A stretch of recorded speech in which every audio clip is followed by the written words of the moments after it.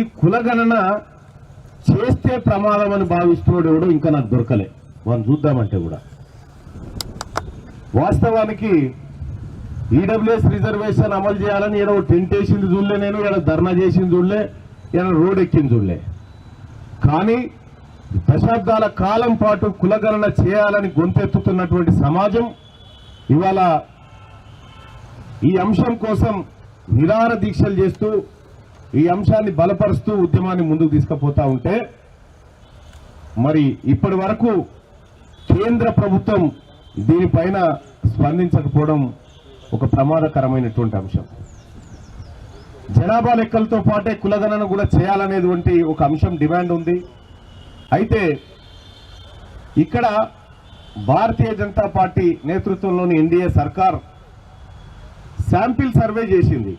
ఏది ఎస్సీ ఎస్టీలో మాత్రమే sample survey చేసింది, బీసీలో చేయలే. కిరణ్ కూడా వచ్చింది, గాఢ కూర్చున్నావు కిరణ్, ఇట్లా చేయలేదు.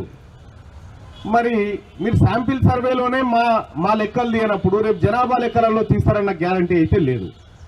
కాబట్టి ఆర్ఎస్ఎస్ చెప్తున్నటువంటి మాట, అటు ఎన్డీఏ ప్రభుత్వం అమలు చేస్తున్నటువంటి విధానాలు ఈ రెండు విరుద్ధంగా ఉన్నాయి. కాబట్టి ఎట్టి పరిస్థితిలో నమ్మనికి లేదు వాళ్ళ వ్యవహారాన్ని. ఇవాళ రాహుల్ గాంధీ గారు క్లియర్ గా జిరాక్స్ తీయాలని చెప్తా ఉన్నాడు, ఎక్స్రే తీయాలని చెప్తా ఉన్నాడు, క్యాస్ట్ సెన్సస్ చేయాలని చెప్తా ఉన్నాడు. అమెరికా వేదికల మీద కూడా అదే చెప్తా ఉన్నాడు.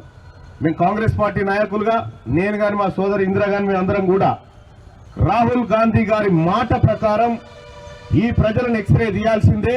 ఇవాళ కాంగ్రెస్ పార్టీ తెలంగాణ రాష్ట్రంలో అధికారంలో ఉంది. రాబోయే 3 నెలల లోపల ఈ రాష్ట్రంలో క్యాస్ట్ సెన్సస్ పూర్తి చేయడానికి మా ప్రభుత్వం కసరత్తు చేస్తా ఉంది. ఈ కాంగ్రెస్ పార్టీ ప్రభుత్వం నుంచి మాది బాధ్యత, మా రాహుల్ గాంధీ గారు ఇచ్చినటువంటి మాట ప్రకారం. మరి ఇతర పార్టీల నాయకులు ఎవరైతే ఉన్నారో వాళ్ళ స్టాండ్ చెప్పాల్సినటువంటి అవసరం ఉంది. ఈ దేశంలో ఎన్డీఏలో ఉన్నప్పటికీ కూడా చిరాగ్ పాస్వాన్ లాంటి వారు మాట్లాడుతూ ఉన్నారు. మరి ఈ తెలంగాణ గడ్డ మీద ఉన్నటువంటి బీఆర్ఎస్ పార్టీ తన స్టాండ్ ఇప్పటి వరకు చెప్పలే. భారతీయ జనతా పార్టీ తన స్టాండ్ చెప్పకుండా దాటవేసే దూరంలో ఉన్నారు. ఎక్కడ కులగణన అనేటువంటి అంశం చర్చకు వస్తుందో, ఎక్కడ ఇది ప్రజలందరి గ్రామాల్లోకి వెళ్లిపోతుంది అనేటువంటి ఉద్దేశంతో ఓ 2 ఎమ్మెల్యేలు బయటకు వచ్చి కొట్లాడుకుంటా ఉన్నారు. వాళ్ళ బాధ ఏడ హెడ్లైన్ లో లేకుండా ఈ బీసీల కులగణన ఈ అంశం ఎక్కడ చర్చలో లేకుండా ఓ 2 ఎమ్మెల్యేలు వచ్చి ఓ రెడ్డి ఆయన ఒక అమ్మాయిని వచ్చి కొట్టుకుంటా ఉన్నారు, తొడలు కొట్టుకుంటున్నారు, మీసాలు మెలేసుకుంటున్నారు. నువ్వెంత అంటే నువ్వెంత అంటున్నారు. తెల్లారంగా పేపర్లలో అది బ్యానర్ ఐటమ్. ఇదో రకమైన కుట్ర. మీరు చూడండి, ఎప్పుడైతే ఈ వర్గాల నుంచి ఒక డిమాండ్ పైకి వస్తుందో అది వార్తగా మారేటువంటి అంశం ఉంటుందో అప్పుడు కొత్త ఉద్యమం పుడుతుంది, కృత్రిమ ఉద్యమం. ఇలా పాడి కౌశిక్ రెడ్డిని ఇక అరికపూడి గాంధీ గారిని ఇద్దరు తొడలు కొట్టుకుంటారు కదా, ఒక రూమ్ లేసి వీళ్ళని తాళం వేస్తే కొట్టుకుంటారా? వీళ్ళు ఒక్కరు కొట్టుకోరు, మంచిగా ముచ్చట పెట్టుకుంటారు, ఎట్లాగని చేద్దాం మంచిదని ఆలోచన చేస్తారు.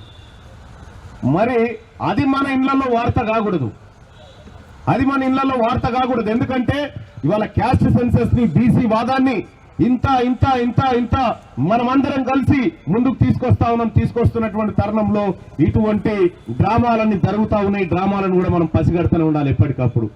అది వాళ్ళ ఇంటి పంచాయతీ, మనకు సంబంధం లేదు. ఇది బీసీల పంచాయతీ కాదు. కాబట్టి క్యాస్ట్ సెన్సస్ విషయంలో ఈ డ్రామాలు ఆపి, మీ బీఆర్ఎస్ పార్టీ డ్రామాలు ఆపి మీ విధానం ఏందో తెలియపరచండి. రెండోది, ఎందుకు మరి వాళ్ళకి బాధ?